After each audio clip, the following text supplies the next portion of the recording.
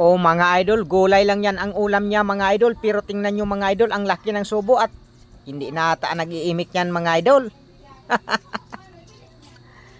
Tingnan nyo mga idol, hindi na yan umiimik.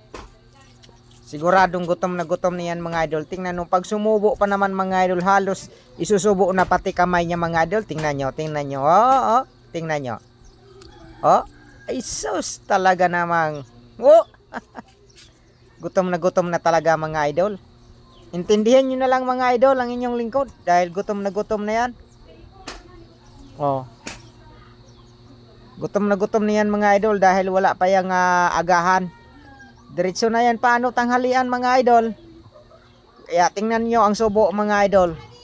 Tingnan nyo. Oh. Oh. Kita nyo naman. Sus. Gutom na nga. Talagang gutom. Di na nga umiimik. Gulay pa lang yan ang ulam mga idol ha. Yan ang munggo at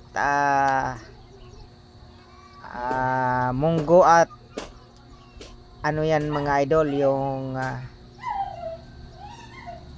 anong tawag niyan? Nakalimutan ko mga idol kung anong tawag niyan sa gulay na hinalo ko sa munggo. Pero talagang sarap yan ha.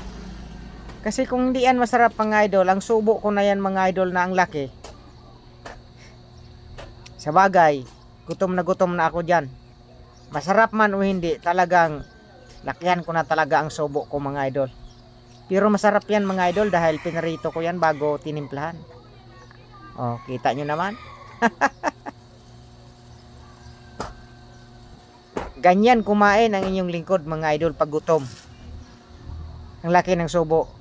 Pero pag hindi naman gutom mga idol, hindi naman ganyan kalaki ang subo niya. Kaya sana naman mga idol, huwag niyong kalimutan mag-subscribe sa aking YouTube channel. Bilang tulong nyo na rin sa akin mga idol dahil baguhan pa lang tayo dito.